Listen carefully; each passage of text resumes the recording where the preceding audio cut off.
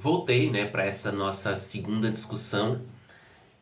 Hoje a gente continua, né, falando da Semana Nacional da Pessoa com Deficiência, e hoje a gente traz uma reflexão sobre a importância da própria sociedade, né, a sociedade enquanto uma peça-chave, né, para que essas barreiras sejam eliminadas.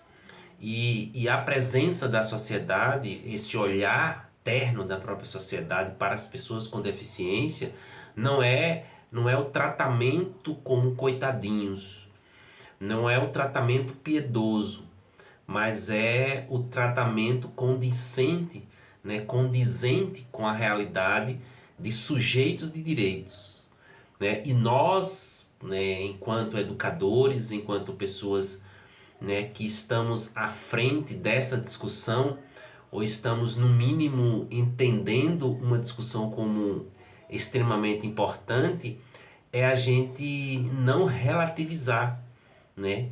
É entender que esses sujeitos são protagonistas da sua própria história e nós apenas somos aqueles que podemos dar o nosso ombro, né, como um porto seguro, ou a nossa voz para que os direitos deles cheguem a serem, a serem contados, né, enquanto verdade, enquanto vida nessa própria existência social enquanto nós estivermos por aqui. Então, assim, as barreiras que nós já iniciamos lá atrás e que a gente vem percebendo que o conjunto de barreiras que a própria sociedade impõe sobre as pessoas com deficiência são um dos maiores entraves para que estes sujeitos sejam definitivamente protagonistas de sua própria história. E aí a gente volta a trazer com mais afinco as barreiras urbanísticas, né? Que elas estão presentes nas vias, nos espaços públicos, né? Tanto público quanto os privados, naqueles espaços abertos, né, ao público, aqueles que são de uso coletivo, como as próprias construções, né, as próprias reformas mal projetadas. Então, as próprias barreiras já se iniciam na própria estadia, né, dos ambientes, tanto os públicos quanto os privados, que receberão as pessoas com deficiência. Já são construídos sem um pensar na possibilidade do recebimento de uma pessoa com deficiência. E aí a gente tem uma outra barreira, que é a própria barreira arquitetônica. Aquelas, né, as questões dos arquitetos, né, ou seja, não dos arquitetos, mas das questões arquitetônicas, né, dos grandes edifícios públicos, né, tanto públicos quanto privados, e que muitas vezes não tem um banheiro adaptado, não tem um processo de acessibilidade para as pessoas com deficiência. Ou seja, o que nós estamos tentando mostrar por meio dessa discussão é que a sociedade, ela, ao construir os espaços públicos e quando criar as questões arquitetônicas, muitas vezes as pessoas com deficiência não têm uma prioridade, né, na percepção de que eles também podem, né, ter acesso a esses espaços de direito. E aí a gente tem também os processos de comunicação e de informação, né, dessas novas tecnologias. Há alguns entraves, há alguns obstáculos, né, e alguns comportamentos que dificultam, né, essa própria expressão, né, de como essas pessoas, por meio das tecnologias, vão fazer as mensagens, vão escrever as mensagens, esse sistema de comunicação, né? Muitas vezes esse oferecimento das novas tecnologias, elas também em muitos espaços não pensam como a pessoa com deficiência pode acessar esses mecanismos. E é mais um momento da gente perceber que até nas novas tecnologias muitas vezes não são pensadas para esse público que possivelmente pode ter uma deficiência. E é mais um momento da própria sociedade capitalista segregar separar como se de fato eles também não pudessem fazer uso das novas tecnologias, né? E isso vem assim alargando a nossa ideia de que a nossa sociedade ela não pensa, né, ao construir os processos científicos, não pensam na pessoa com deficiência. E essas tecnologias, né, elas dificultam ou elas impedem, né, o acesso das pessoas com deficiência a essas tecnologias. Algumas questões tecnológicas impedem que a própria tecnologia esteja como algo acessível à pessoa com deficiência. Levando em consideração que muitas tecnologias também estão sendo criadas para facilitar, né, a vida da pessoa com deficiência no próprio processo de comunicação, no próprio processo de audição, né, e outros processos que legitimam, né, a necessidade de que a tecnologia esteja a serviço, né, da pessoa com deficiência. E além também, né, também que a gente percebe de forma bem clara os processos públicos dos próprios transportes públicos. Essa referência desse transporte público parece também que não pensa na construção, né, de espaços de transporte que seja acessível ao público, né, com deficiência. A gente vê a ausência muitas vezes, né, de assentos específicos para a pessoa com deficiência ou uma quantidade, né, reservada para a pessoa com deficiência. Nos próprios elevadores a gente percebe ainda uma dificuldade, né, de se criar elevadores específicos para a pessoa com deficiência. As dificuldades em alguns aspectos, né, em alguns espaços de transporte, de rampas, né, de elevadores, né, e principalmente para as pessoas que são cadeirantes.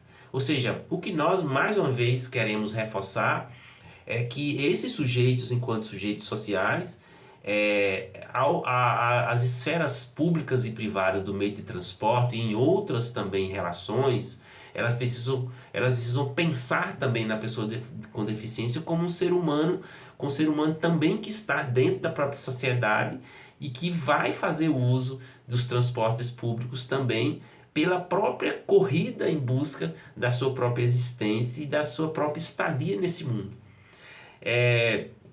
E aí a gente tem as próprias barreiras atitudinais, que são aquelas barreiras que a gente já conversou antes, que elas são atitudes e comportamentos que impedem e que ele prejudica a participação social das pessoas com deficiência em questões de igualdade de condições e também de oportunidades com as demais pessoas. As barreiras atitudinais, ela diminui, ela segrega, ela coloca o ser humano com deficiência como já um ser humano fracassado, aquela ideia de que ele não vai conseguir porque tem uma deficiência. E essas pessoas com deficiência, elas precisam muitas vezes do nosso toque sensível, né, dizer que eles não podem mais, nós não podemos mais aceitar, né, numa sociedade como a nossa, em pleno século XXI, a gente deixar que pessoas com deficiência sejam separadas, sejam rotuladas como seres inferiores, porque exclusivamente carregam, né, ou nos apresentam dentro da sociedade como um ser humano que tem uma deficiência. E essas questões que a gente não pode mais aceitar porque as próprias legislações internacionais, como a própria Convenção, né, da ONU sobre os direitos da pessoa com deficiência, ela trouxe para dentro da Lei Brasileira de Inclusão e ela tramitou, né, durante 15 anos e avançou, né, dentro desses processos de dizer que os direitos da pessoa com deficiência, eles são direitos essenciais à vida de qualquer ser humano. E não necessariamente quando a ONU diz, né, os direitos da pessoa com deficiência, ele não diz de deficiência A ou de deficiência B. Ele coloca numa condição de todas as pessoas com deficiência os direitos essenciais à vida de qualquer ser humano. E esses direitos essenciais é o direito à vida, Há o direito à saúde, o direito à educação, o direito à cultura e o direito ao trabalho. E aí, mais uma vez, a gente reforça essas questões. Por quê? Porque fica parecendo que a pessoa com deficiência não tem direito ao trabalho, não tem direito à cultura, não tem direito à educação, não tem direito à saúde. E essas questões estão inerentes e são essenciais a todo ser humano. Não é porque o indivíduo estar com uma deficiência que a ele deve ser negado o direito ao trabalho, o direito à cultura, o direito à educação. Porque são essas questões sociais como direito que o torna, né, capaz de ser protagonista da sua própria história. Né? E isso significa que a deficiência está no meio. Ela é algo que está no meio entre a vida e os seres humanos. Ela está ali no meio. Ela não está nas pessoas, né? O que garante, portanto, é que todas as pessoas devem ter acesso a todas as oportunidades. E aí eu reforço mais uma vez. Quando a ONU diz sobre os direitos da pessoa com deficiência, ela estabelece que a deficiência ela está no meio. Ela está no meio entre o ser humano, entre a vida e o ser humano. E a deficiência está no meio. Ela não pode ser o ponto-chave do olhar final de cada um de nós ou da própria sociedade. E isso é extremamente relevante, né? E a própria garantia de um país moderno, de um país livre, né, de um país livre de preconceito, né, livre de tetos e estigmas, e que seja de oportunidades para todos, é que a grande garantia, né, da Lei Brasileira de Inclusão no seu capítulo 4º, né, que ele assegura que toda pessoa com deficiência tem direito à igualdade de oportunidades como as demais pessoas e não sofrerá nenhuma espécie de discriminação. Reforçando esse capítulo 4 que eu li, né, no primeiro vídeo. E isso é extremamente relevante para nós compreendermos que existe uma legislação que fortalece o direito e que essencialmente dá poder e legitimidade a todas as pessoas com deficiência. E a grande proposta, né, dessa nossa discussão é de a gente trazer de dentro de nós para fora, para os muros, né, para os espaços escolares, uma cultura inclusiva. A cultura inclusiva de que todas as pessoas com deficiência ou não têm que conviver juntos em sociedades e serem incluídos em todos os espaços sociais de direito. E o conhecimento, a leitura, né, olhar as legislações, as leis, as portarias que valorizam o direito da pessoa com deficiência tem que chegar a todas as pessoas com deficiência. Não apenas para que isso seja cumprido as regulamentações, né, das legislações, mas para que o direito e o respeito às pessoas com deficiência efetivamente cheguem até nós. A sociedade é corresponsável pela inclusão das pessoas com deficiência. A sociedade sou eu, é você. A sociedade é cada um de nós. A sociedade são as famílias dessas pessoas com deficiência que já têm que se modificar socialmente para poder fazer valer o direito de seus filhos. Então, reforçando mais uma vez, a sociedade no qual eu e você faz parte, ela é corresponsável pela inclusão das pessoas com deficiência nessa nossa sociedade. Tá bom? Vamos continuar discutindo, né? O próximo vídeo a gente vai reforçar, né, algumas políticas públicas, né, para que a gente possa ser um instrumento de fazer valer o direito dessas pessoas com deficiência à plenitude, né, da sua existência na sociedade.